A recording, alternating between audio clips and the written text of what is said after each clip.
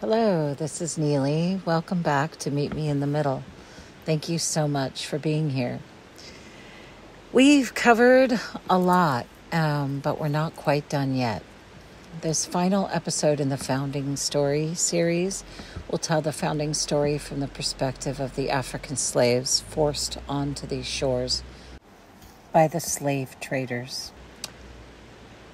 This is a very controversial part of our past, as is the Native perspective, and they are both included in the slave trade. However, this section is going to focus on the African slaves' perspective, as I've covered the Natives in part 1. African slavery in America still brings much debate today on how to teach it. The African American population in the United States is 41.6 million people, which is approximately 13.5% of the population. There were 12.5 million African slaves brought to the United States from Africa by the European slave trade. 15% died on this journey. When we finish this episode, this will conclude the final piece of our common founding story. I just want to remind everyone I'm not a teacher. I'm not university educated on this subject. However, I've spent years studying this subject by reading many books, watching many documentaries. I do not quote dates or events unless I can find 3 reliable sources that claim the same fact. These stories are in no means the full stories. I really encourage you to dig deeper. I also do want to start this episode off with a personal story that happened to me in 2022.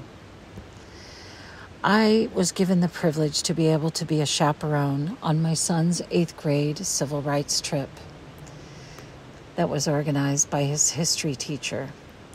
Her passion for teaching the truth about American history is truly a sight to behold. She reaches her kids by bringing them into the lesson. She's been taking her 8th grade class on this field trip for years. This trip changed my life, and I want to honor Catherine's commitment not only to her kids, but to the important subject of teaching civil rights and how that applies to today's issues. I felt like I was learning something new, and my eyes were open to a whole new truth. That journey will allow me to enrich this part with what I learned as a 50-year-old student in the deep south of Georgia and Alabama in May 2022. Just to remind you, these 2 states succeeded from the Union as part of a group of 11 states creating the Confederate States and fought in the Civil War to keep slavery. They lost, but they hold on to that Confederate past and fly their Confederate flags proudly still on the highways between Montgomery and Selma in Alabama. So let's get started. The European slave trade started in the early 1500s and really gained historical mention at the start of the Atlantic slave trade. The Portuguese had a virtual monopoly on the slave trade in 1500s to 1700s, being part of the Iberian Union, which were the combination of the crowns of Castile and Aragon between 1580 and 1640, which put them under Spanish rule. They were bringing African slaves to South America, which was the focus of the Spanish colonization story. Slaves were classified as indentured servants, as many men and women of European origins came to the colonies under this title and had to work off their debts to become free. Britain would send criminals for transportation. They were sold by the captains who paid their passage and upkeep to recoup their costs and to profit on human trafficking.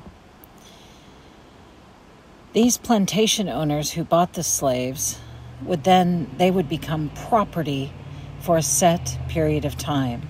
Africans were brought here without any such contract to be freed.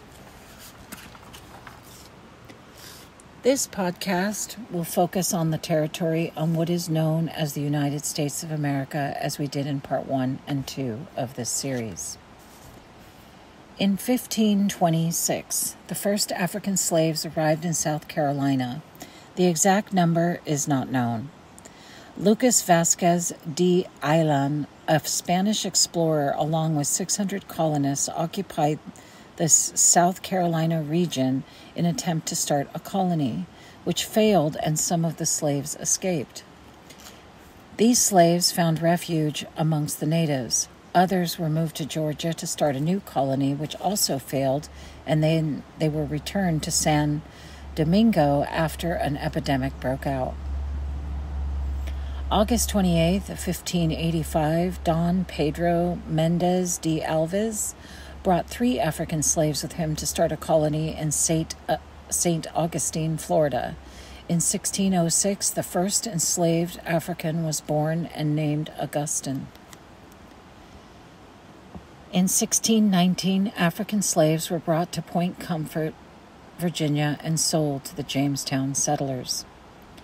These slaves were taken from their homes in the Congo and boarded onto a ship heading to South America when 2 British ships came upon the Portuguese slave ship and took them from the Portuguese. This was the true beginning of what would set off a path of slavery and a fight for freedom that lasted for centuries. Slavery was not defined in legal terms. It is said until John Punch, a Virginia slave who ran away in 1640 with 2 other indentured servants of European background. Of course, they were caught, and only John Punch was sentenced to life as a slave. The other 2 were indentured servants who were serving out their service for a defined period for the cost of their passage and maintenance. They received added time for running away, but not life. This was the first case that highlights how men were treated differently based on race and origin. There were over 95 slave ships and over 1,300 journeys recorded traveling from Africa to the New World. These ships were purposefully fitted to carry as many slaves as possible. They were crammed into the holds of the ships with barely enough room to sit, and sometimes not having the headroom on the ships, so they were chained laying down. The conditions on these ships were subhuman. They were underfed, brutally treated, and many died on the journey, approximately 15%. The journey lasted between 1 and 6 months, depending on the weather. The slaves that were sick were thrown overboard in chains to drown, and those who made it were weak and dehumanized. The slave trade used a triangular route from Africa to South America and North America. This was referred to as the Middle Passage. African kings, warlords, and private kidnappers sold captives to Europeans who held several coastal ports around the world. A typical slave ship carried several hundred slaves and 30 crew members. Most of the slaves were kept below deck. Some would bring them up for fresh air, mainly the French ships. Women were given a bit more room and time above deck. Ship designs were improved over time as the mortality rate was much higher in the 1500s to the 1600s. Adding airflow improved the mortality rate.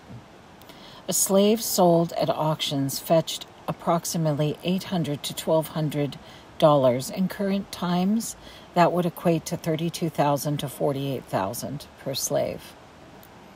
The slaves were insured, so losses were recouped financially. So when overcrowding or illness occurred, the slave traders would throw slaves overboard. This led to brutal treatment with no recourse. In 1641, Massachusetts became the first to recognize slavery as a legal institution. In 1654, John Castor, a black man who claimed to have completed his term of indenture, became the first legally recognized slave for life, losing a case when the court sided with his master. In 1662, Virginia passed a law that the children would follow the line of the mother to claim whether the child would be enslaved. This meant that men could rape the women, not be responsible for the children, and even sell that child as their property. In 1664, Maryland passes a law banning interracial marriage. In 1676, an armed rebellion known as Beacon's Rebellion broke out with white indentured servants, African slaves, fighting together. Nathaniel Bacon requested to drive out the native tribes from the land that had been allocated to the natives by the British Crown. The natives, trying to defend their land and resources, fought back, and Nathaniel and his followers, poor white settlers, African slaves, white indentured servants, and free Africans, all joined. This uprising shook the colonial elite as they saw that whites and blacks joining forces could cause a major shift in the workings of how the colonies were being designed. A unity of the commoners was perceived a threat to the Virginia aristocracy, which had to be addressed, and who wished to prevent a repeat of these events. The Virginia Slave Codes of 1705 formally entitled an Act concerning servants and slaves. These were a series of laws enacted by the colony of Virginia House of Burgess in 1705, regulating the interactions between slaves and citizens of the Crown in the colony of Virginia. It served to socially segregate white colonists from African slaves, one of the first segregation laws in the country. Several laws in many colonies replicated such acts to protect the wealthy landowners from the poor and enslaved. This was intended to keep the power struggle in favor of the elite. 1709, the first slave market in New York was erected, where Africans and natives were sold to the highest bidder and named as property. The market was erected on Wall Street, a place that was already a popular meeting spot in New Amsterdam for farmers and merchants from all over the country and the larger settlements to gather for economic reasons. 1712 to 1714, a group of more than 20 enslaved people armed with guns, hatchets, swords, and other weapons gathered together and set fire to a building in what is now the financial district of downtown Manhattan. The enslaved group fled the scene. All who were involved in the revolt were captured afterwards. White colonists arrested and jailed about 70 black people in the colony on the basis of suspicion. It's reported that all the enslaved people were put to trial and found guilty, convicting them to execution. Many more slave markets opened across the colonies, and more slaves were imported and sold. The largest slave market was in New Orleans, and the largest number of slaves were sold in Savannah, Georgia, over 2 days. In 1859, 436 slaves were sold. The slave markets had jails too small to lie down, and all of them pleading for the children or family members who were up for sale and being sold to separate plantations, never be to reunited again.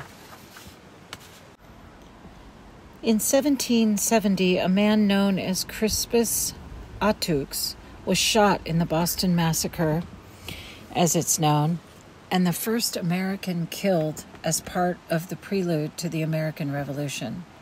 He was not referred to as black, as he was thought to be mixed, African and native, known as mulatto. This was to describe skin tone, not ethnicity. In 1775, the Pennsylvania Society for Abolition of Slavery was founded. The Quakers and the Presbyterians were against slavery from the start, as they saw it as immoral.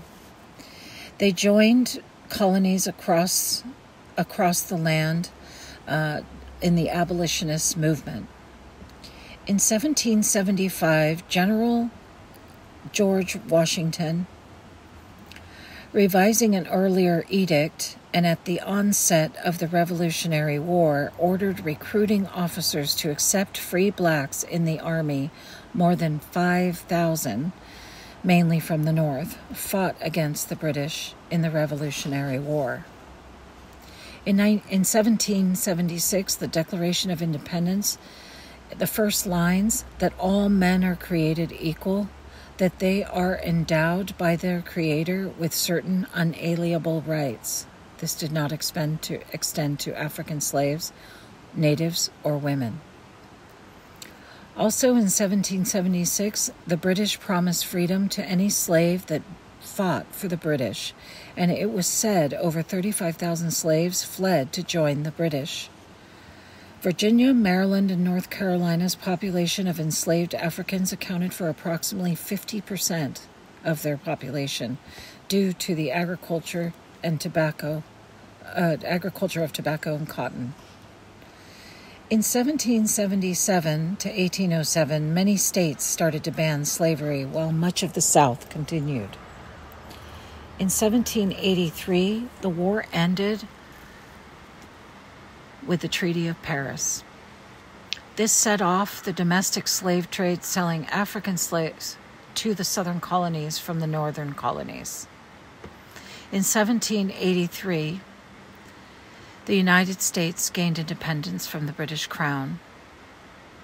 In 1787, the Northwest Ordinance banned the expansion of slavery into U.S. territories north of the Ohio River and east of the Mississippi. In 1787, during the Constitutional Convention, where the colonies got together to draft the U.S. Constitution, many discussions were had on how to count the African slave population. The 3/5 compromise enabled large colonies to count their slave populations as 3/5 of the population to gain representation and seats in the House of Representatives, even though they could not vote. Women could also not vote. In 1793, the Fugitive Slave Act passed, making it a crime to harbor an escaped slave or interfere with the arrest of a slave. In the late 1700s, the abolitionist movement had started and took hold across the globe, banning slavery, slowly filtering to the colonies. In 1804, the northern states had abolished slavery. In 1807, the Slave Trade Act abolished the slave trade, but not slavery. This was intended to stop the kidnapping and sale of foreign slaves brought to America. Breeding slaves became a practice as the import was being abolished and the domestic slave trade was drying up. The practice of forced breeding became a way to ensure the raising of new slaves through force. It's important to note that the first 18 presidents were slave owners. However, the 8th president, Martin Van Buren, owned one slave who escaped and remained free. In 1814, Van Buren did not try to find him. The 18th president, Ulysses S. Grant, owned one slave and freed him in 1859. George Washington freed all his slaves in his will. He died in 1797. Thomas Jefferson fathered multiple enslaved children during his presidency. In 1860, when President Abraham Lincoln was elected to office, 11 states seceded from the Union as they wanted to keep slavery in those states. This kicked off the Civil War, which lasted from 1861 to 1865. The 11 states that joined the Confederate States seceded from the Union were as follows: Florida, Alabama, Georgia, Louisiana, Texas, Virginia, North Carolina, Tennessee, Arkansas, and Arizona and New Mexico became part of the Confederacy, but were not part of the Union until 1912. The Confederates lost the war, rejoining the Union, although they were never officially recognized as having succeeded. Arizona and New Mexico did not join until 1912. In 1863, during the Civil War, George Washington signed the executive order known as the Emancipation Proclamation, also known as Proclamation 95. Freeing all slaves during the Civil War came with many complexities and declared that any person not adhering to this proclamation was in direct violation against the United States. The Gettysburg Address. Lincoln spoke at the dedication of the Gettysburg Battlefield Cemetery on November 19, 1863, and in 3 minutes he asserted that the nation was born not in 1789, but in 1776, conceived in liberty and dedicated to the proposition that all men are created equal.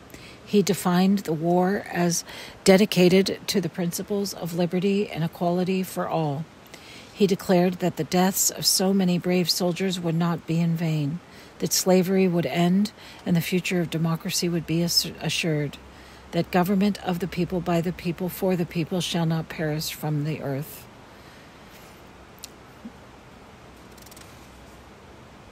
In 1865, the 13th Amendment to the United States Constitution abolished slavery and involuntary servitude except as punishment for a crime. In 1865, Special Field Order No. 15 were military orders provided for the confiscation of 400,000 acres of land along the Atlantic coast of South Carolina, Georgia, and Florida, dividing it into 40 acres plots to be settled by freed slaves. Approximately 18,000 enslaved Africans were rehomed. This was known as 40 acres and a mule. This was intended to provide each settlement with a mule to help plow the fields of their plots. In April 14, 1865, John Wilkes Booth, who had contacts with the Confederate Secret Service, assassinated Abraham Lincoln. In 1865, the Ku Klux Klan, a white supremacist right-wing terrorist group responsible for the heinous killing and lynching of all non-white persons, predominantly against the black people and natives, was established. Same day of the assassination, President Andrew Jackson was sworn in. Jackson tried to reverse of the Special Field Order, and some of the land was restored to the white owners. His motives was to focus on paid labor instead of land ownership, as the plantations suffered and were in much need of laborers. A select committee of Freedmen's Affairs, which focused on all the president's orders relating to the freeing of slaves, were discussed. The Freedmen's Bureau was established as a U.S. government agency from 1865 to 1872 to direct provisions such as clothing, fuel, shelter, food to those suffering, then known as refugees. In 1862 to 1916, the Homestead Act passed. This was to help develop the American West and spur economic growth. Congress passed the Homestead Act of 1862, which provided 160 acres of federal land to anyone who agreed to farm the land. The act distributed millions of acres of western land to individual settlers. This did not include freed men, as the Africans freed were not U.S. citizens. This also expansion west was called the Trail of Tears by the Native Americans, and they also were not recognized as citizens and could not participate in the Homestead Act. The 14th Amendment of the Constitution was passed in 1868. This was an act to grant citizenship and civil rights to all of those who were naturalized and are born in the United States. This was heavily contested by the Confederate States, but they were forced to ratify to regain their seats and representation in the Congress after the Civil War. Native Americans still did not have this right until 1924. This period between 1865 to 1877 was known as the Reconstruction era, and during this time, the Jim Crow laws were set in motion to segregate blacks from white populations. 1870, the 15th Amendment of the to the U.S. Constitution, black men were given the right to vote. No man was to be denied the right to vote based on race or creed. Women still could not vote. Natives were also not able to vote. The Jim Crow laws intended on segregating whites from blacks, which included drinking fountains, special sections on buses, trains, bathrooms, restaurants, schools, churches, jobs, everywhere. There were even some laws in some states not allowing residency to blacks in their states. This went on until the Civil Rights Movement ended, finally in 1968, with the passage of the final Civil Rights Act, also known as the Fair Housing Act. These times were filled with stories of lynching and legal enslavement using the criminal justice system to enslave black people. The devastation and disenfranchisement of the blacks continue in many ways today. This set off many events: the bus boycotts, the sit-ins, the marches and protests. Some of the most notable events are in 1954, Brown versus Board approved the end of segregation in public schools. In 1955, Rosa Parks refused to give up her seat on the bus to white passengers. In 1956, the bus boycott in Montgomery, where blacks refused to ride the buses, and so a taxi system was set up to help them move from place to place. Some major insurance companies refused to insure those cabs who helped blacks boycott the buses. In 1957, Arkansas National Guard blocked 9 black students from entering the school, which forced President Eisenhower to send federal troops to escort them in.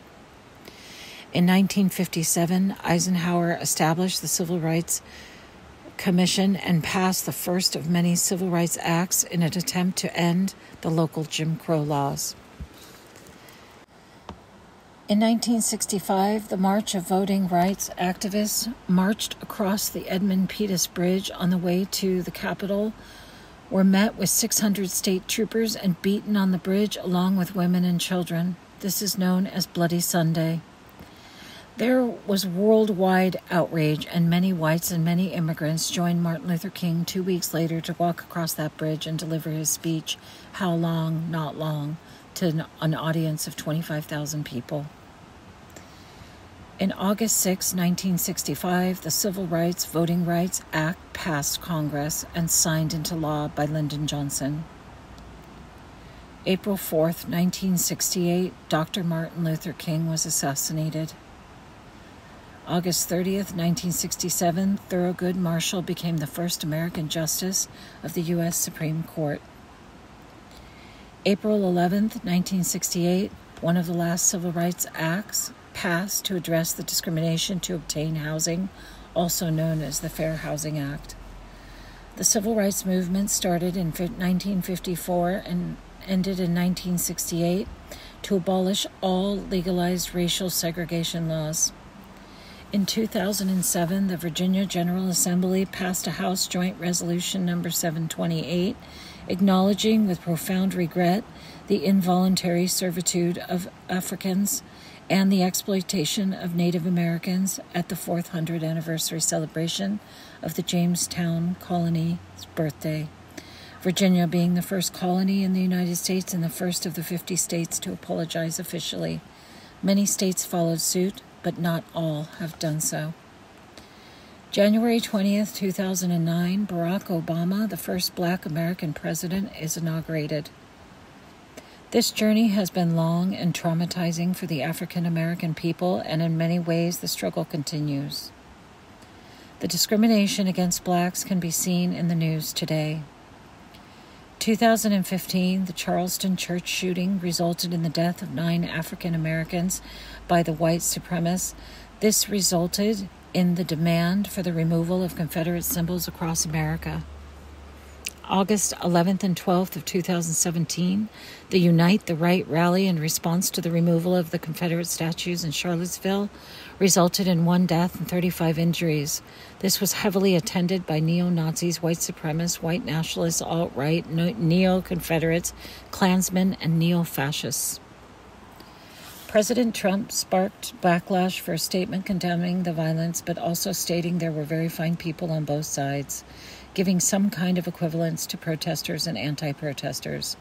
During this time, the government has seen a rise in neo-Nazi and white supremacist movements, which they deemed as the number one threat in America today in 2021. Hate groups are rising, and I can only say that as the fight to claim all people are free and equal, those who have held the power feel like they are losing rights. But this is a misconception, as the fight to be equal is only a threat to those who want to hold on to the power structure of white supremacy. The latest uprising in 2020, known as the Black Lives Matter movement in response to the killing of George Floyd, under the premise that Black lives have to matter for all lives to matter. The criminal justice system incarcerates blacks 5 times the rate of whites still today. January 20th, 2021, Kamala Harris is inaugurated as the first black woman vice president. This concludes the third perspective of our founding story and in no way reflects all the key dates, events, and stories of our common past. And that goes for all 3 sections of this series. I can only hope that we can recognize that we as Americans would not be standing in one of the most powerful nations in the world without these 3 groups of people who formed our history.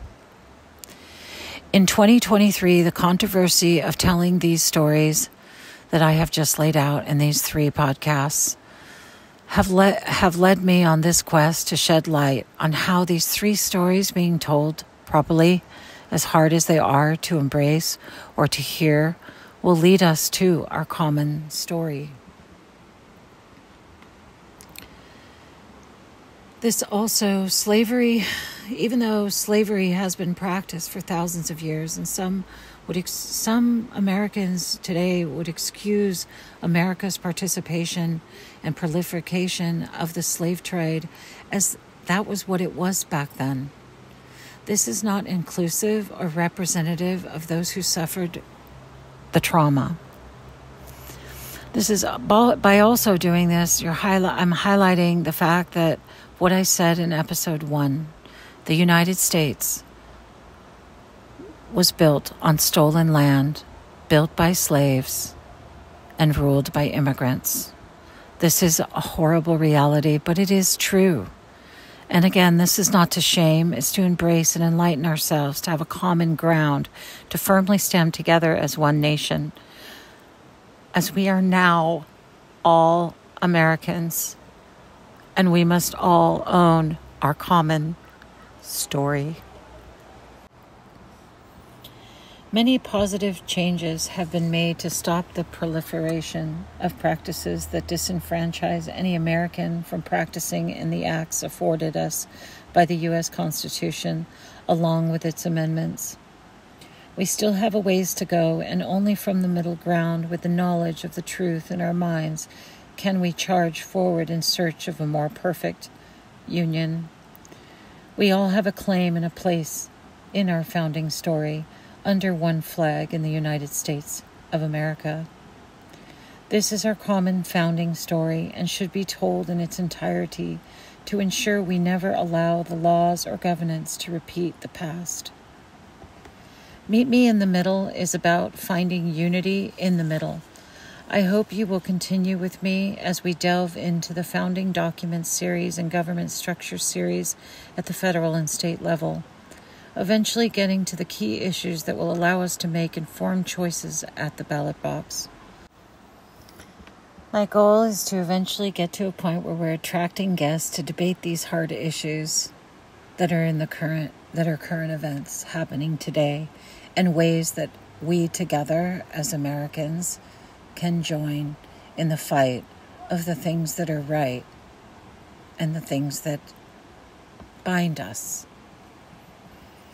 Thank you so much for listening, and I hope that you like this podcast enough to share and like and rate and spread the movement of understanding. I will soon be launching my website where I can make available links to resources and books that will help you dig deeper. Please keep learning, as I do. The more we know, the more we grow, as cheesy as that sounds. My quest is to break down the walls and start talking again. Meet me in the middle. I'll see you on the next episode. Thank you.